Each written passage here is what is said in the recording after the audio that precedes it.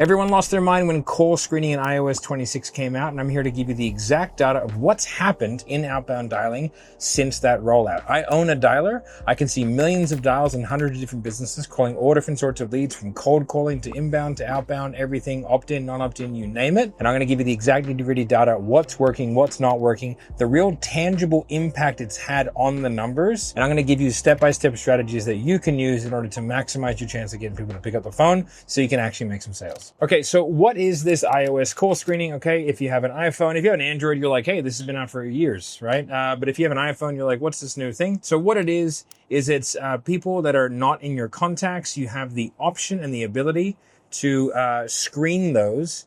And so it's automatically going to get sent to a live transcribed voicemail, and it's going to transcribe exactly why you're calling, and then they can decide to pick up or not. So there are some things behind the scenes that are happening. Essentially, it's automatic spam detection for unknown callers, right? Now, I have been told that attestation score and the overall health of the number and the score of the number will play a role in if this is automatically triggered or not. There's little evidence to support that that is the case. However, that may be coming in future updates. But essentially, it's just designed to stop spam callers. Now, if you're an opt-in, you're not a spam caller, so we want to make sure that it doesn't actually screw you up, okay? The overall promise that Apple's saying is fewer missed calls and fewer spam. It's going to divert low-quality flagged things automatically to voicemail. Anything that's suspicious or spam likely, all that kind of stuff. And it's going to allow you to label it as spam very, very easily. And so it does add some friction points. However, I don't really think it's that massive of a deal, and I'm going to kind of explain why. So when it comes to dialing, there's a couple of things happening that you may not know about, and one of them is the meta-analysis of all of the information that comes with the data and the signal, okay? And that's call origin and call volume, repeatable patterns, anything that looks suspicious, all that kind of stuff may trigger it, but really it's going to be anyone who's not in the contacts. Now, the big thing is how many people actually use these features. And the good thing is we have some data on that because, Apple is a very consumer heavy product, and the people who use Apple are usually less tech-minded than Android. That's just kind of how it works. You can argue with me in the comments, but that's usually kind of the breakup in demographic. But on the Android platform, the spam filtering was only a 5 to 15% uptake on the actual feature, because it's kind of annoying, because especially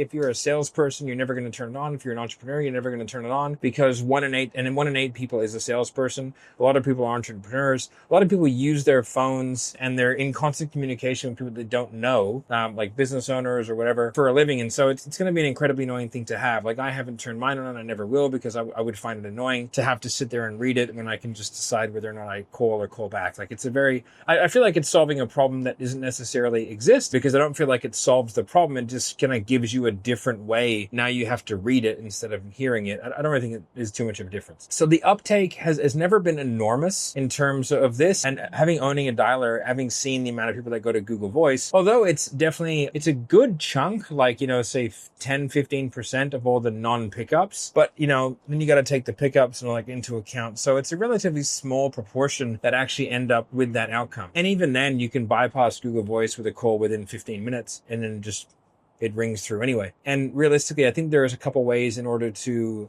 make it a semi-positive, but overall uptake isn't huge. So I went through the numbers of, I took a random segment of clients that are on dialer from different industries. I've taken info space, I've taken people with organic leads, I've taken infrastructure, I've taken financial services, roofing, trades, coaching. I've taken a good chunk, and I've gone through the data specifically from the month before to the month now. So August 15th to September 15th, it rolled out mid-September, and September 15th to now, which at the filming this is October 14th. And this is exactly what I saw, okay? In terms of Andy Elliott, so he's on our dialer. Overall, there was a 2% drop in pickup rate from those 2 days. That's it. So 2%. So he went from a total pickup rate of 15% to 13%, and that's one dial, one pickup, right? Across all different campaigns, new leads, old leads, everything. Cole Gordon, for example, he saw he went from 17.1% to 22.99%. So he saw an increase of nearly 7% pickup rate. Gator Roofing, which is a roofing company, there's a large volume through our platform. They went from 12 to 9.5. So again, statistically somewhat there. We had a financial services company called Crown, and they went from 18 to 15.4. Smart Trading, which is an info space product, which has a heavy organic presence, went from 16 to 25 in that same time period. And Viva, which didn't have the time period before that, but they are a new client of Dial. They've been on for about 4 weeks now, and they're an infrastructure team doing high volume outbound, and they have a 28.5% pickup rate. So all in all, I see really no statistical increase or decrease given the rollout of iOS 26. Adaptation and uptake of this feature will obviously increase over time, I would assume, although the iOS 26 rollout has been pretty disastrous anyway because the software has been so glitchy. But I haven't turned it on. I haven't seen it be too much of an issue. The statistical variances that I'm seeing across all different swaths of industries are the same as the variance that you would get from month to month anyway, because, speed to lead plays a factor. 2% pickup rate here. It's really neither here nor there. I will continue to track and monitor this and see if it does create an issue. But, what we have to understand is that this has been on Android for years. I mean, Android has been doing this in all of its skins since I think for 5+ years.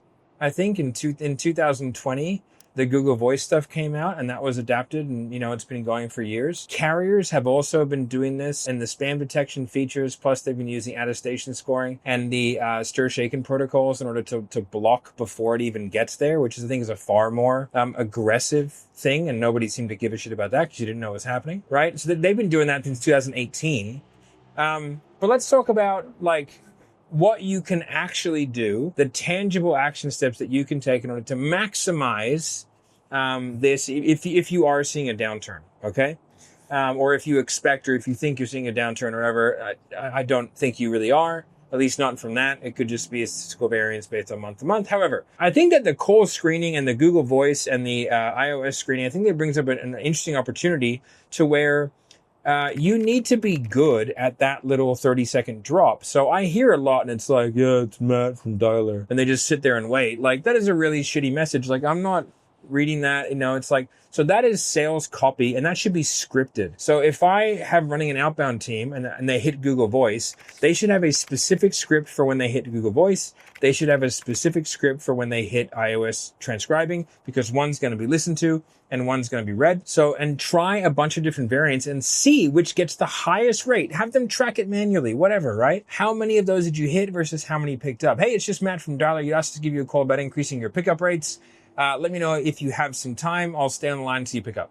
Something like that. I don't know what's going to work. I guess you just have to try it. But testing different variants, and whoever figures that out will absolutely crush it. Because when you think about it, now you have the opportunity to guarantee that they're going to read something or have a high likelihood they're going to read it. Whereas before they were probably just doing that. Now they're actually reading a message from you. So you have another opportunity to be able to send your message to someone, okay? The next thing besides that is using verified caller IDs. So don't use shitty numbers. Don't change your numbers out constantly. That's really going to burn you. If a number is marked as spam, okay, it doesn't mean that you kill it. That's just not what you do. What you do is you then use that number differently. You need to rotate through your numbers. I have other things on that. Dialer does it automatically. But you want to use good quality numbers. You want to abide by the stir-shaken protocols. If you don't know what they are, just Google it.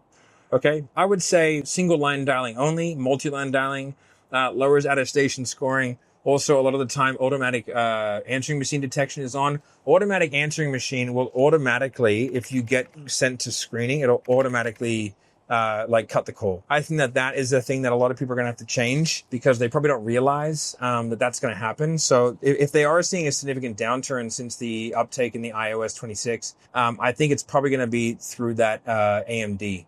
Right, automatic answering machine detection, and that's just automatically cutting way more calls. So because it's just there now. So now instead of it being 15%, maybe it's 30% of all the calls between the iOS and the Android, and now it's just automatically kind of cutting them down. All right. Monitor your numbers, okay, for spam, numerical. You can do it through number verifier. There's a bunch of different ways to do it. I don't think there's any really good solution, but there are plenty of solutions out there that will give you somewhat of an idea. Rotate your numbers, okay, make sure that they're being used under a certain threshold. So I would say less than $75 to $100 per day per number, and try not to do it on a pattern, so rotate them every hour or two. Encourage warming up and proper call cadences. So when you get a new number, don't just dive in and start going balls to the walls immediately. You want to kind of use time to Just kind of be able to, making sure that you're warming numbers up just like you would with an email. Also, like making sure that you're not over dialing with a single number or like calling too aggressively in a short period of time. Register your number with a trusted database. Also, the free call registry is a fantastic thing. It works quite well. It actually works a lot better than most like remediation services.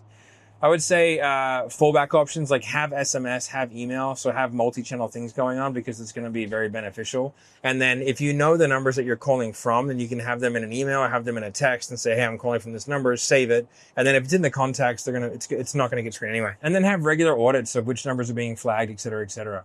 Right? So, my final thoughts are don't panic over iOS 26. Like, I don't think it's the outbound dialing apocalypse. I just don't see any data to support that it would be, nor do I think it would be beneficial for any of the companies involved to totally alienate themselves from the businesses that are the lifeblood of the economy. So I think that's a good idea. I think the people who win are going to be the people who adapt to this quickly and who start to realize there is an opportunity here. It's not just all fucking doom and gloom. I think that if you are on a shit dialer that has low out-of-station scoring, and I think especially if you're using pooled local presence dialing, I think you're going to be in serious trouble because that is like the lowest form of like call quality.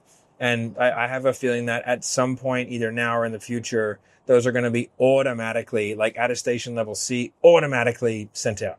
Right? And they will be screened and there's nothing you can do about it because you're a shitbag using a shitbag system. But, I'm going to keep digging into the numbers, but overall, man, I don't think that there's any need to panic. And I think, from what I'm seeing, we're all going to be okay.